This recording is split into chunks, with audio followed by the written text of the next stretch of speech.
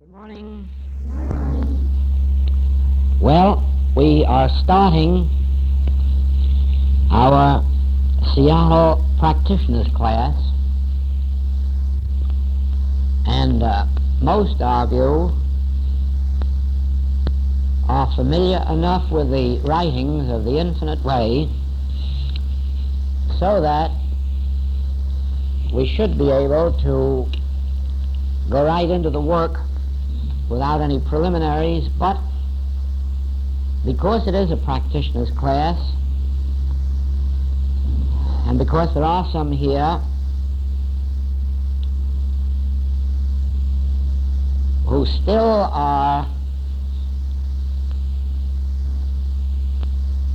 not completely out of their metaphysical backgrounds, I think that it would be wise if I brought a few things to light in the nature of, let us say, emptying out old bottles before we start adding new wine. You cannot add new wine to old bottles, not in a spiritual work. You cannot add a spiritual approach to life to a metaphysical background that hasn't had some of the older forms taken away. Now, let me explain first of all that we are not going to use any words like good or bad or right or wrong. In other words, I'm not going to say to you that there are any metaphysics anywhere in the world that are wrong, or that there are metaphysics anywhere in the world that are not good. So, whatever I say on this line must not be taken in a comparative sense. I will try to clear out of the old metaphysics whatever is not in accord with the infinite way unfoldment. And that doesn't mean that the other may not be good or may not be correct in its place and from its standpoint. But it would not be in accord with the infinite way unfoldment. And so it must, sooner or later, be cleared out of our consciousness. Now, there are some who still do not see that the infinite way is not Christian science, although Christian science was my basic background and introduction to the infinite way. Yet if this were Christian science, I would be more than happy to be inside the Christian Science organization, because I never was unhappy there. I am not one of those who have something to complain about in Christian Science. I have nothing to complain about. My life in the movement was very successful, very prosperous, very happy.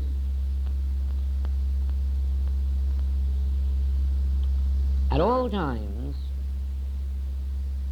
I was given opportunities for church work, readerships, board work, everything that testified to the success of my work, so that I am not antagonistic to either the Christian Science teaching or the Christian Science organization. Never had any trouble with it. And if the unfoldment had not come to me that has taken me out of Christian Science teaching, I would not have left the Christian Science movement. So of all things be assured of this, that the infinite way is not Christian Science, although there are some points in which we are in complete agreement. But then there are some points in which we are in complete agreement on every spiritual revelation that has ever come into existence from the beginning of time, and yet the infinite way is not in its completeness any of these unfoldments. So it is necessary to know this, that you must find, if you are to understand the infinite way, and if you are to practice according to the infinite way principles, you will have to find these points of demarcation, these points where we are not in agreement, these points where we have an entirely different approach in Christian Science. Then we have little in common with unity, except the fact that there is a spiritual background in unity with which everyone must agree, because wherever there is spirit, there is complete agreement. But so far as the teaching is concerned, we have very little in common with it. With New Thought, we have next to nothing in common.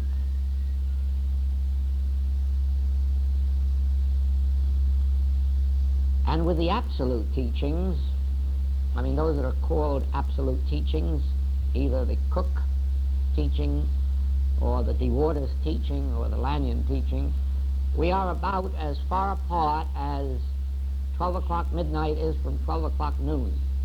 And that's the furthest stretch you can get in the clock. We have practically nothing in common with those, except the fact that the motive of all of them is spiritual and pure. But so far as the teaching is concerned, so far as an approach to spiritual living is concerned, we are on opposite ends of the pole. Now, until those things become clear to you, and until you see why that is, and where the differences are, there is no way for you to practice in accord with the principles of the infinite way. And if you've been trying and have not been successful, probably there lies some of the difficulty in carrying over some of these ancient or pioneer works. Now, again, remember, this is no question of right or wrong. This is a question of the principle of the infinite way.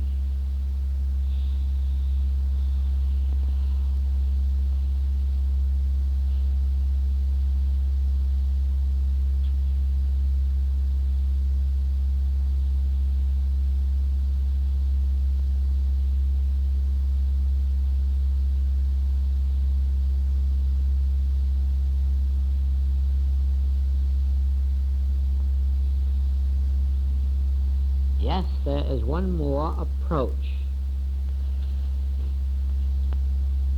that I must speak about, and this approach may be found in Christian Science, Unity, and New Thought. And if you clear this out from the infinite way, it will give you a better chance to discover other points of difference. In the infinite way, there is no connection between its practice and that of psychosomatic medicine. Psychosomatic medicine is based primarily on the old original Christian Science teaching of a mental cause for a physical disease. And there is nothing like that in the infinite way.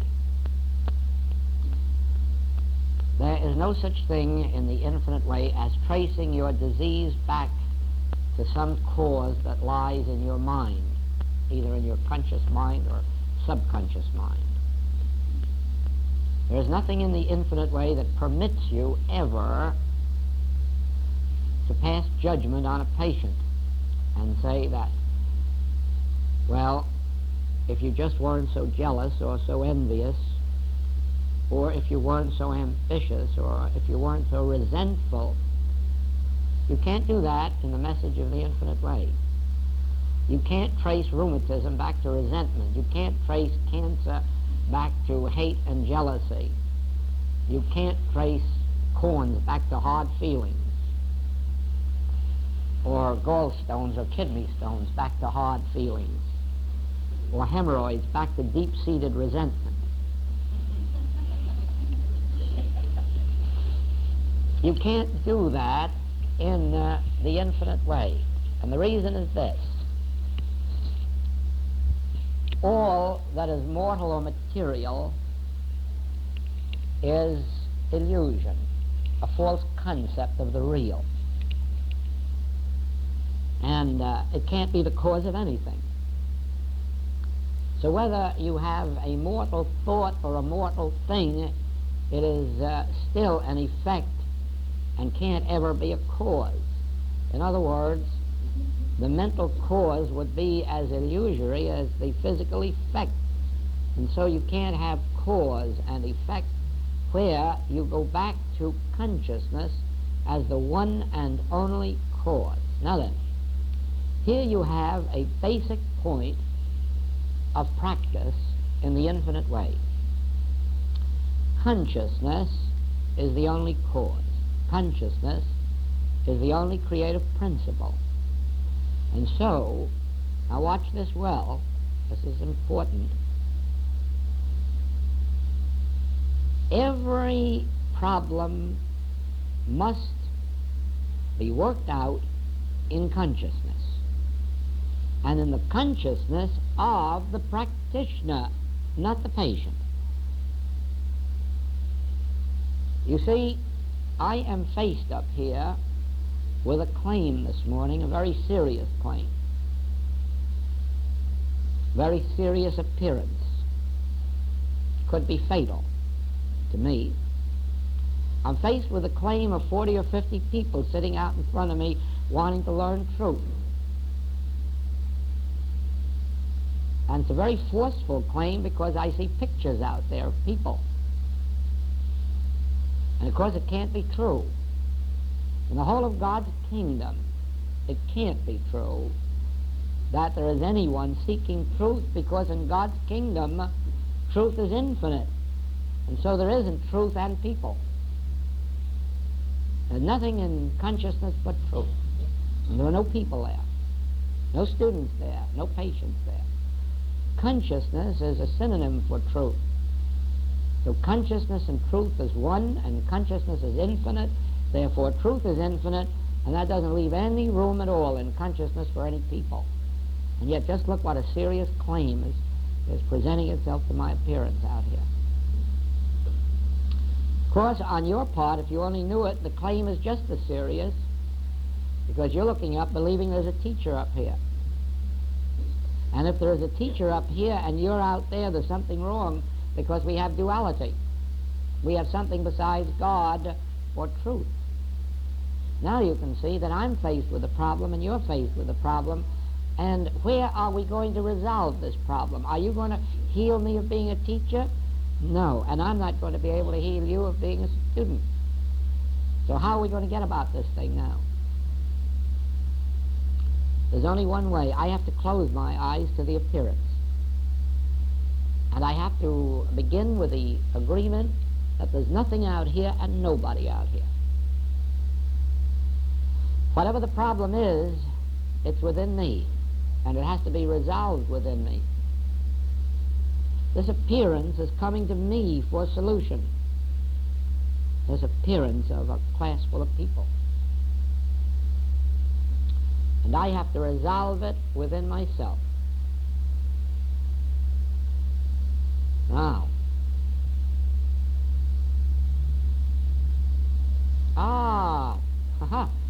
you see what's coming? It says, since everything is an activity of consciousness or truth, that which is appearing to me as a class is really an activity of consciousness or truth.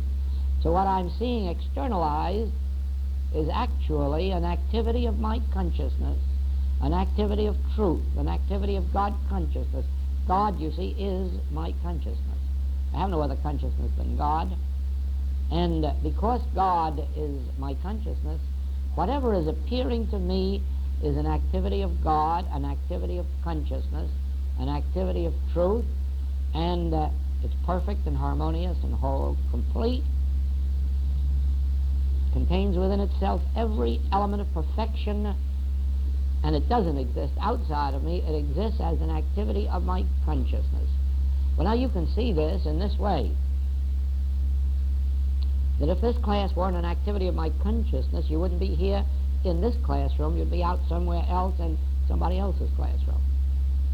So this class must be the activity of my consciousness drawing itself together here. This is my consciousness of class. This is my consciousness of student bodies. This is my consciousness of an infinite way group. And so it is all taking place in and of my consciousness. And God, truth, my consciousness, is fulfilling itself as the understanding of this class. It isn't I as a teacher that's doing it. It is God, my consciousness of truth, which is fulfilling itself as the understanding of this class. This class is not adding to itself any information, is not adding to itself any knowledge. This class is receiving within itself an unfoldment of God consciousness, an unfoldment of truth, but I'm receiving it at the same moment. You could verify that very easily by thinking back to Saturday night, Sunday morning, and Sunday night, and I think you'll agree that you saw me receiving the unfoldment at the same time you received it. It wasn't something that I had in knowledge that I was passing on to you. That would be second-hand knowledge, and it would be of no value to you. But what you witnessed was, I received an impartation of truth on the subject of supply at the same moment that you did. And if you ever see this in printed form, it probably will have the title of spiritual supply, or spiritual supply made evident, or made manifest, or made tangible. And if you do, and then compare it with the chapter supply in the infinite way, you will see that I didn't give you stored up knowledge, that absolutely an original unfoldment came through. And it came through to me at the same time it came through to you. So in that standpoint, you can see that we're all students together. And so it is. We are students in the sense that we are an activity of God consciousness. God consciousness expressing itself in me and in you. So we all receive this truth at the same time. Now, when we come to a matter of healing, the very first thing that must come to our thought is this. You, a patient, say to me, a practitioner, I'm ill, or I'm unemployed, or I'm unhappy. Now, were I to give any consideration to you as a person, or to your problem, I would be in the realm of psychology or mental metaphysics, because I would be trying to patch up your humanhood and change it from unemployed humanhood to employed humanhood, or sick humanhood to well humanhood, or poor humanhood to rich humanhood. And you see, in that I would be completely outside the kingdom of God. And I would have nothing then in common with the revelation of the infinite way. The revelation of the infinite way is not a healing process, nor a reforming process, nor an enriching process. The revelation of the infinite way is an unfoldment of God as individual being. Now, any problem you bring to me is a contradiction of that, and therefore is an appearance or a claim or a suggestion of a selfhood apart from God, or a condition apart from God, and I am the one who have to resolve that appearance within me. I'm the one who must take that appearance within me and come to a right conclusion. Now,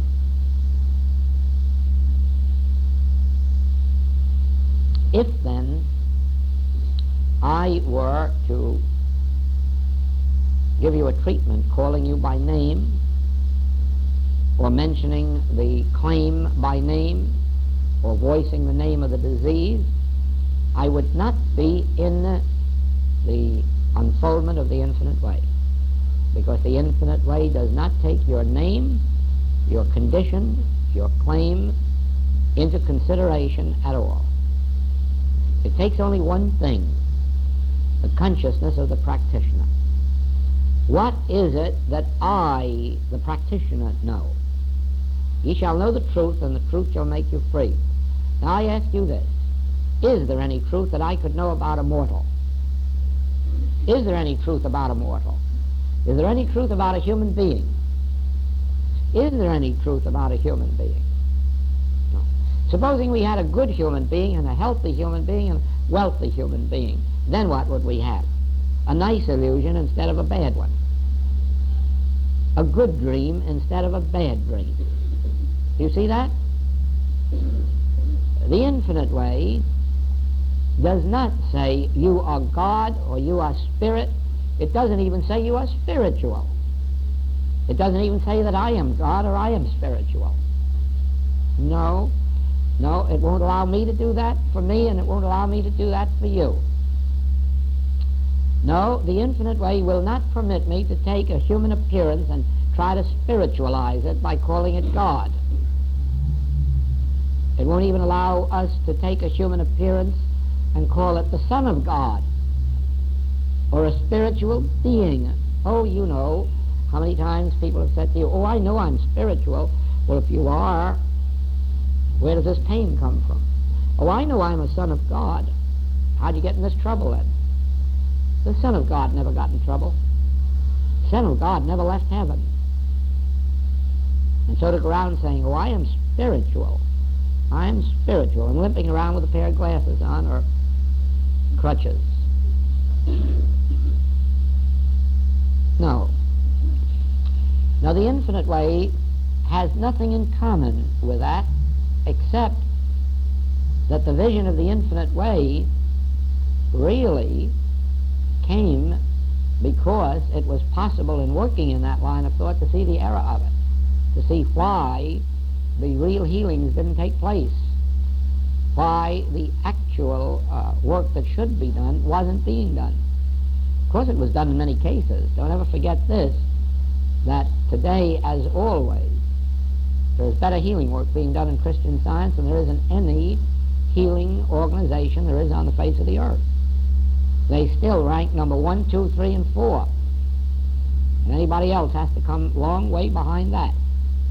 And the reason is that there is more of correctness in that teaching than is to be found in any of the teachings that are on the market, even those that are supposed to be an advance on it, which they aren't. Now then,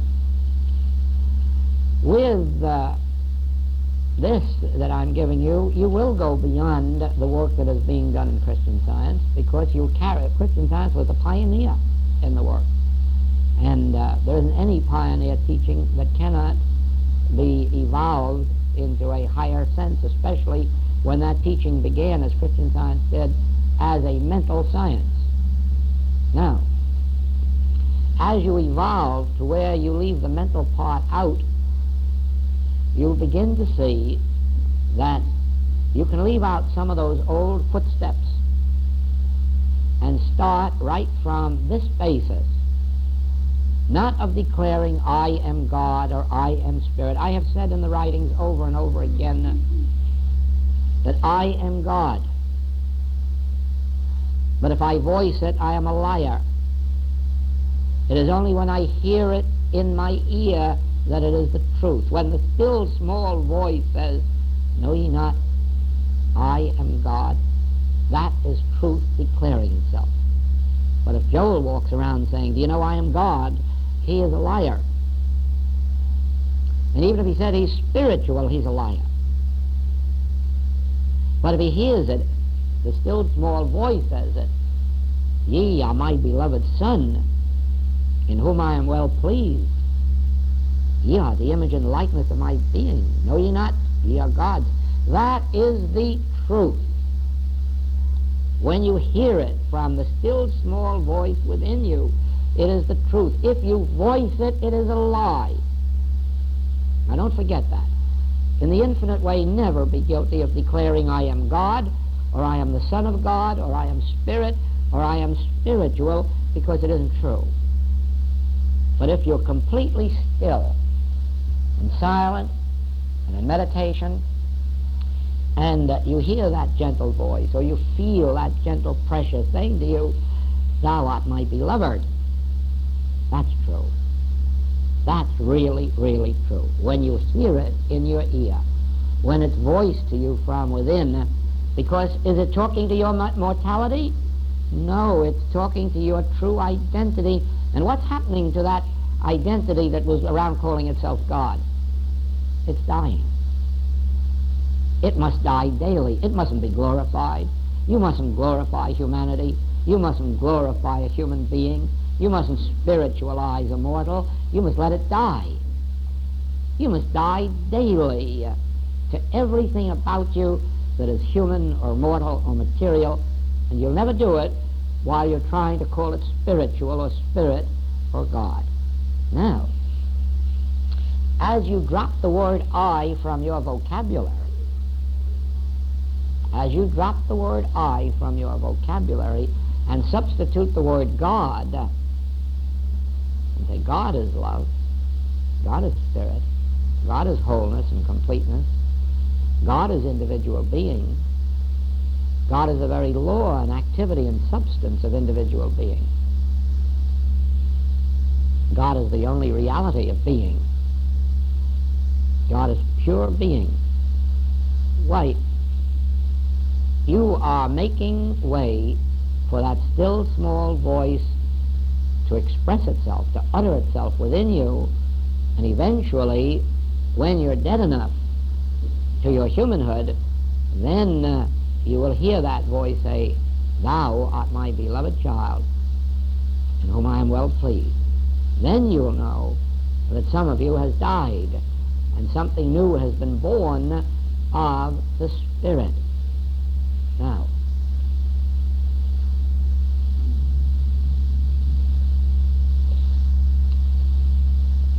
there is a simple rule which we can follow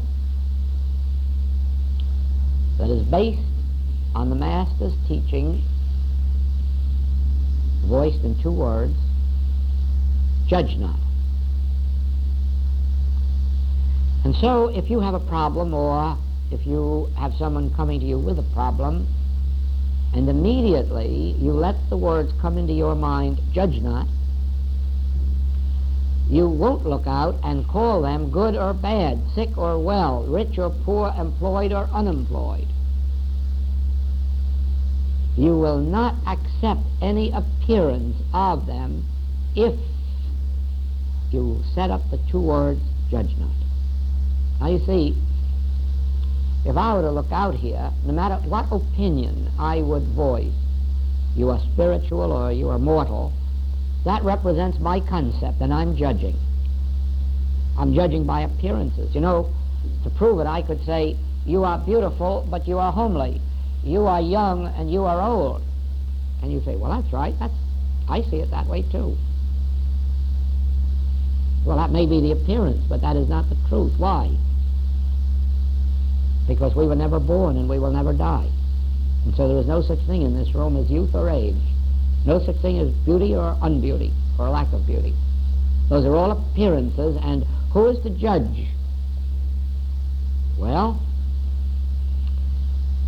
we might judge a size 12 figure as being beautiful, but don't tell that to a Hawaiian, because he wants his women about size 46, and that's his idea of beauty.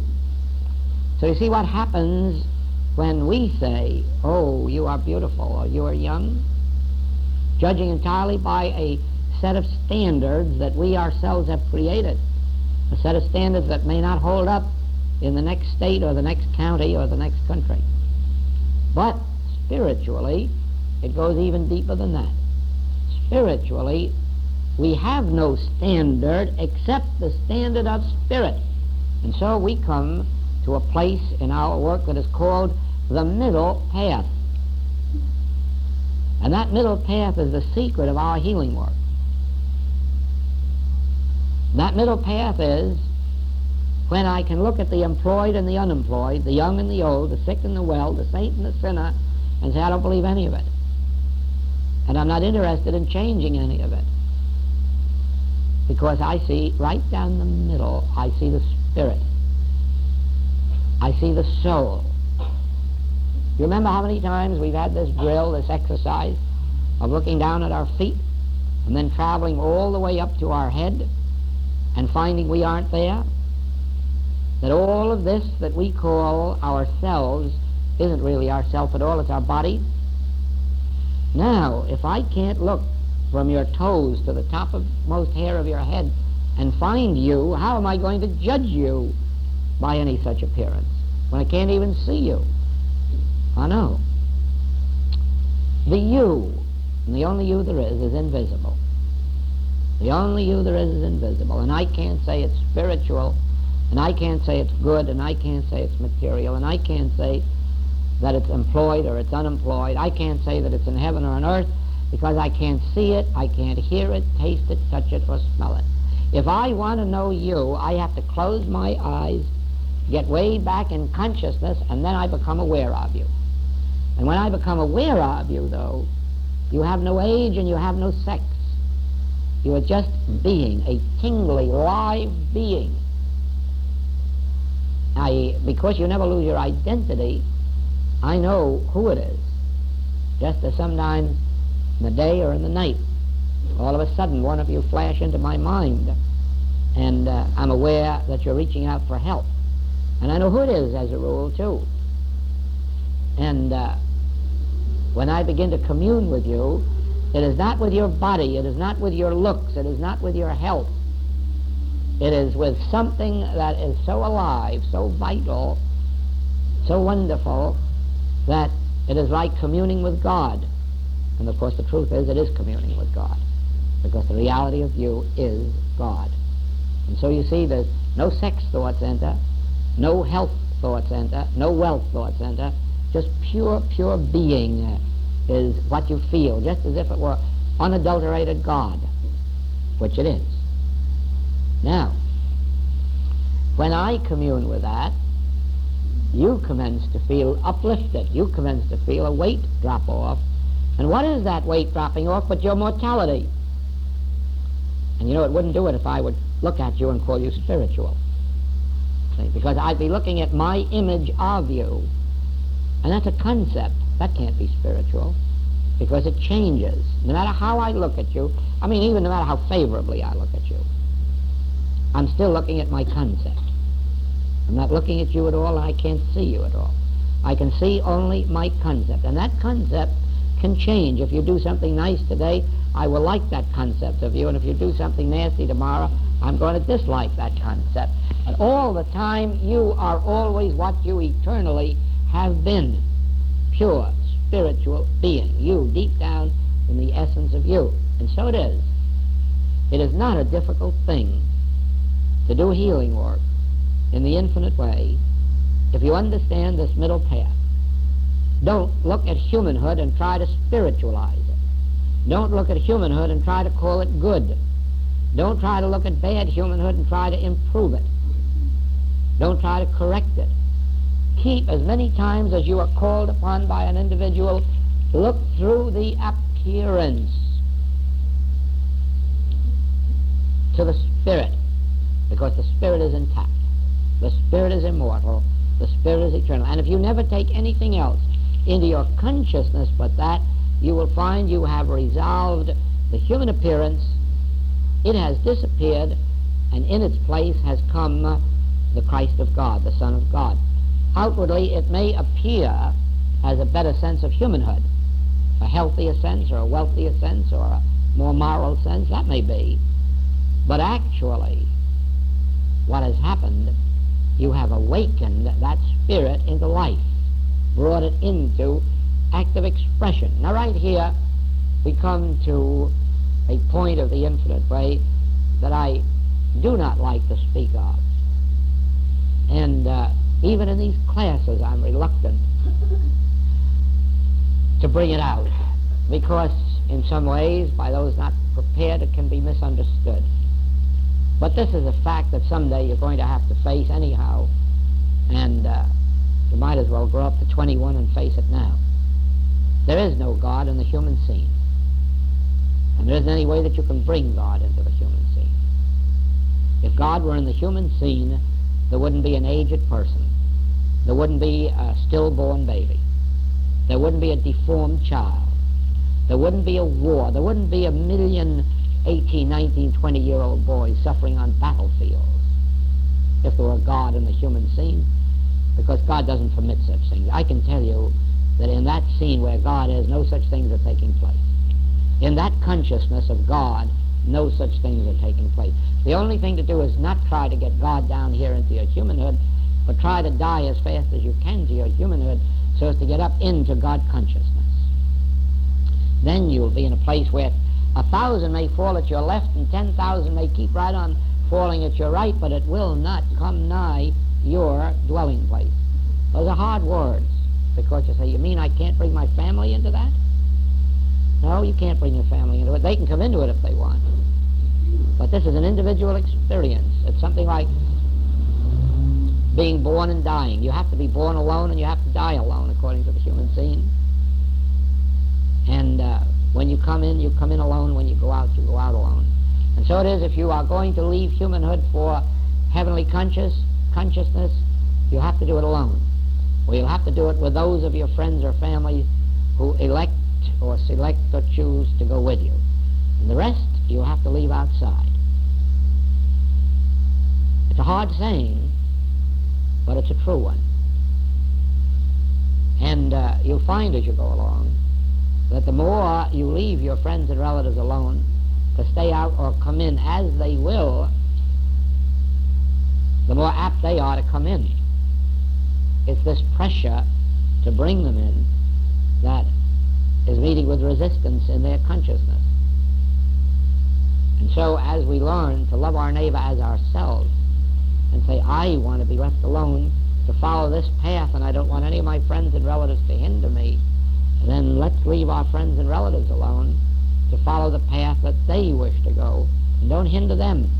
Because sometimes the very experiences of sin, disease, death, lack, or limitation that they go through is the step necessary to turn them in this direction. Whereas even if you could pray away their troubles for them, eventually they'll have to go through the experience themselves. Because finding God is an individual experience. There is no vicarious way to find God. None at all. There is no vicarious way to enter the kingdom of heaven. There are helps on the way. The moment you reach out for God, you find just the right books handed to you for your development at that period. That's why there's no such thing as right or wrong in this work. Let's not sit in judgment on any teaching. There are those who are finding the Roman Catholic Church today, and through that experience they will come out of that and find something else. There are people who begin with Dr. Peel's work. There are people who begin with Vedanta work. There are people who begin with Protestantism, Judaism. There are those who come through unity, New Thought. It makes no difference what they come through. God has placed them in the situation where they can accept something at their state of development. And there's no use of your saying to them, oh, but this is so much in advance of that. You might as well tell a primary school pupil that college is in advance of primary school or grammar school. Well, admitted that it is, what good is it to me? I'm not prepared for college. And so you'd better leave them in their primary work until they evolve through grammar school and high school, then come into college. There are people who are ready almost the minute they're born for the highest spiritual teaching there is. But you don't have to worry about it. They'll find it. That within them which has prepared them will see that they have it. And so it is, if your friend is ready at this moment for a Protestant religion or a mental science or psychosomatic medicine, let them have it. Bless them with it, because that is meeting their need at that particular level, and as they advance they will be led on to whatever their state of fulfillment may be, and be assured of this, that their state of fulfillment may not be yours. Yours may not be theirs. You go into heaven alone. That doesn't mean that wherever a need presents itself, that you may not present somebody with a book or a pamphlet or a suggestion, but then leave them there. If they want to go any further, they will evolve themselves. They can't be helped by your insisting that they read just one more book, or take 2 more pamphlets, or just come and hear another tape. They cannot be helped in that way. When you plant the seed with your original thought of, would you like to read this book or pamphlet, you have done all that you can do. From then on, they must come the whole distance. 99 and 44/100%, they must come. That's a hard saying, too. We'd so love to urge just one more treatment or one more visit or one more book or one more class on someone when they are evolving to the highest of their ability within themselves. Now, we are our brother's keeper only in one sense, and that is in entertaining the true concept, the true idea of them, giving up our false concept of them for the true. In that way, we are our brother's keeper. I have no right to think of you as a human being, as a mortal, as material. I am responsible for the realization within myself that God is individual being. Now, it doesn't make a difference whether you are in this room or whether I meet you out on the street reeling drunk. I am still responsible for the realization that God is individual being. I owe that to me, I owe that to God, I owe that to you, I owe that to my neighbor on the street. If I am to love my neighbor as myself, that's what I would like my neighbor to do. Remember, I've said that here before. It's an impossibility to be in this work and not to come under criticism, not to come under temptation, not to come under the temptation to fall from grace. And I say to our classes over and over again, don't alibi me and don't justify me. But if you hear stories or rumors, accept them as such and translate them in your mind. And then if you find that I do fall from grace, come under some temptation, don't jump on me like the rest of the world will do. At least say, wait a minute, I am not responsible for anything but upholding the vision of the Son of God. And so I still know that God is individual being, and I will do the same with you. I won't condone the wrong, but I won't sit in judgment on the wrong. I won't say you were right to do it or not. I accept the fact that as human beings, we're all under temptation. Jesus was under temptation in the Garden of Gethsemane, and he begged his students to save him from the temptation, and they couldn't. So I say to you, if you fall from grace, whether it's physically, mentally, morally, or financially, you'll never get any condemnation from me. Inwardly, I will be realizing still, I'm not to judge by appearances. God is individual being. That's my function. That's your function. Whether it's with me or whether it's with the alcoholic down the street. It's your function to be responsible for the truth about your neighbor. And the truth is, God is individual being. What do we care whether he's innocent or guilty according to human standards? That would only make him a good human or a bad human. We're not interested in good humans or bad humans. We're interested in God as individual being. Now, we are not responsible for our human neighbors' spiritual progress. They are responsible for themselves. And so it is. And here again we come back to the actual practice of the healing work. I have no right to say to my patients, do this or do that. I have no right to say to my patients, why don't you study more, or why don't you go to church, or why don't you do this, or what. I am responsible only to God for my own idea of that which is appearing to me as patient or student. And so the condition must be resolved within me, not by trying to improve, correct, or educate you. And so when you bring the appearance to me of discord, I resolve it within myself. Why? I am responsible to God to love my neighbor as myself. And if I know God to be my true identity, I can't turn around out here and try to improve yours. I must know God is already your identity. And so you see how the entire healing work is one of resolving appearances.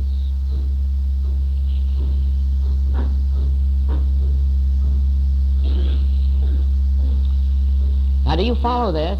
All healing work is resolving appearances. It has nothing to do with the person out there. That's only the appearance that has come to you. You take that appearance and resolve it. How? Not by looking at it and trying to change it, by ignoring it and entertaining the true idea within your being. And the true idea always begins with the word God, not with the word you. There is no such word in our language as you. We don't say you are spiritual. We don't say you are perfect or that you are under the law of God, because we don't have a you. We have the word God. Now, God is you, because God is your identity. You aren't God. God is you. God is your identity. God is your soul. God is your mind. God is your spirit. Matter of fact, God is your very body. Know ye not that your body is the temple of the living God? God is your very body. God is the substance, law, and activity of your body. What else is it to your body but law, substance, and activity? God is the law, substance, and activity of your body. If you do not start with the word God in this work, you will find yourself back in some kind of mental metaphysics, trying to improve the human scene or spiritualize it. And that's not what we're doing. It is very much like trying to stop wars with covenants and agreements. How can you do that if you haven't changed the consciousness of the individuals? As long as you've got individuals who want what somebody else has got, you've got to have a war. It may be a fist fight, it may be a legal battle, or it may become national or international, but there's got to be wars, there's got to be fights, there's got to be inharmonies, as long as you have a mortal material state of consciousness. What is a mortal material state of consciousness? It's me if I want something that you've got. That's mortal material consciousness. What is spiritual consciousness? It's me when God is filling me and I don't want anything, I just want to share what I have. That's spiritual consciousness. Now, you can't have a fight with me, or a war with me, or a lawsuit with me, because there's anything I want that you've got. You can sue me for what I've got, but you couldn't get me to fight with you because there's anything you've got. I have come to see that the grace of God is my sufficiency. Now tell me, what do I want of you? Except the privilege of sharing God's grace. Well, now, if you feel that way, if you come to a place where you say God's grace is my sufficiency, then you want nothing that anyone else has. Then they can't war with you. It's just an impossibility, because there's anything they've got you want. Now, if all of us in this room are that way, who could start a fight?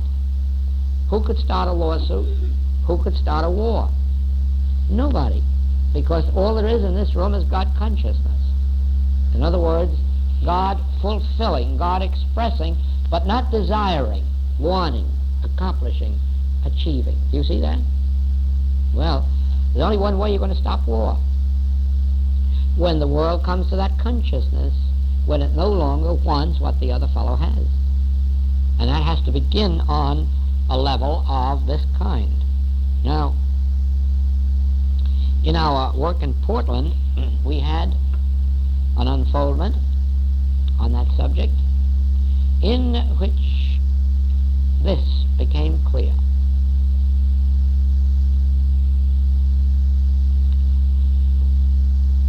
What is the world fearing most at this time? The atomic bomb? The hydrogen bomb? What is the world fearing about it? That Russia will throw it at us. Are we fearing that our government will throw it at Russia? No, that isn't concerning us one bit. No, maybe most of the people would be a little bit pleased if they did, because that would hurry the situation and get it over with.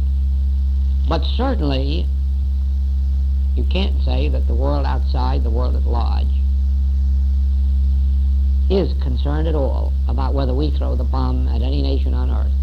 But it's very much concerned about whether Russia will throw the bomb at us. That's the fear. Everybody wants a bomb shelter, not because we will throw a bomb at Russia, because they may throw a bomb at us. And why do we want more bombs and bigger bombs than Russia has? because we want to throw them first and furthest. Now, that's all right from the human picture. That's what's made wars for 7,000 years. But now let me ask you this. Have you ever thought about the Christ message that says, greater love hath no man than this, to give his life for his friends? That I can lay down my... Fear not the man who can take your physical life, but the one who can take your soul. Now, which would you rather? Would you rather die in your present pure estate, or live and be a murderer, knowing that you have to live at the expense of being a murderer? You can't live any other way. You've got to murder them before they murder you. Now, you know, if you take that attitude, you have let them take your soul. You've saved your physical life, but you've let them take your soul. You can't say much of a soul about the murderer. And so, until you come within your own being to a place where you can say no, throw the bombs if you want, but I'm not going to throw first. Throw them if you like. I'd rather see our lives go than yours. When you come to that resolution within yourself, you will have begun the end of war on earth. It will have to begin with somebody. Wars cannot be ended humanly. You can't do it by outlawing the atomic bomb, because somebody will sneak a hidden one away somewhere. And even if they're honorable with it, they'll still fight with knives and forks. You see, they did outlaw, if not legally, morally, the use of gas warfare. None of it was used in the last war. But it's only a matter of the boy saying, well, I didn't die of mustard gas, but I died of bullets and bombs. But I died. The war was there. Now, there always will be war until somebody, somewhere, comes to the conscious realization, let me die, not you. You throw the bombs first. I would rather have my physical life wiped out than my soul. And if I consciously concur in the decision to throw the bomb first, I'm a murderer.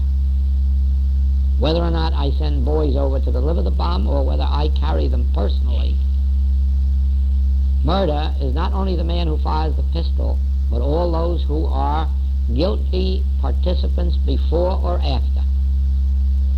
There are three types of murder: the one who commits it, the one who's a party to it before, and the one who's a party to it afterward. All equally guilty. And so it is that until somebody comes along, some individual, then some group, and takes their stand in the Christ teaching, take my body, but not my soul. If you must throw bombs, throw them, but not I. Then watch what happens as that state of consciousness permeates the human world, and see the change that will take place. Not by advertising it, not by proselyting, not by going out on street corners and asking other people to do likewise, because they can't. They can't do it. It was only one night in the Portland class last week that this revelation came to me, and I had achieved, if you want to call it that, the realization of no longer any concern with what Russia did with bombs. As far as I'm concerned, that night in the Portland class, that was all wiped out for me, and I knew that I'd rather stand here and have it thrown at me than be even a mental participant in throwing it. Now, don't misunderstand me. That doesn't mean that if I were called to service and the government told me to carry a bomb over and throw it, I would do it. That would be rendering unto Caesar the things that are Caesar's. But I wouldn't be doing it. My body would be doing it under orders. I have already made my agreement that you can have my life, but you can't have my soul. I'm not going to be made a murderer. I am not going to violate this teaching of giving up my soul for anybody, not even to save my human sense of life. All right? During that class, several came to me the next day and told me that they had thought it out that night, and they came to the same agreement. They felt within themselves that was all over for them. They didn't care who threw bombs, as long as they weren't planning on throwing any or agreeing on throwing any. And one lady said she had come to that agreement only, couldn't she sort of protect her family? No, you have to leave mother and brother and sister and father for my sake. Well, the Hebrew prophet had to offer up his son, didn't he? He had to be willing to put his son on the altar, on the fire. And so it was going to be with us. We're going to have to come to that place in consciousness where we lose ourselves, where we die daily. And when we do, and we no longer have concern for preserving the longevity of this body, and if you'll stop to think that all there is to the fear of bombs is the fear of giving up some of our longevity. We still have, some of us, 10, 20 years of human span before us, and some have 30 and 40, and we just don't want to give up a day or two of it, even knowing that in the end it's got to be anyhow. But we'd like to hold on to that last 1, 2, or 3 days, weeks, or months. Well, in the human picture that's all right, but not in the spiritual. In the spiritual picture, if you cannot lay down your life or pick it up, you haven't seen the vision. Now watch what happens to your healing work. The moment you've lost concern for your body, for its longevity, that means you've lost concern for your neighbor's body or their longevity. And that gives you a chance not to be concerned about their body or their state of health. When they come to you now as a problem, you'll be thinking of their soul, that middle path. And you won't be trying to make them better humans. No, you'll be trying to spiritualize humanity.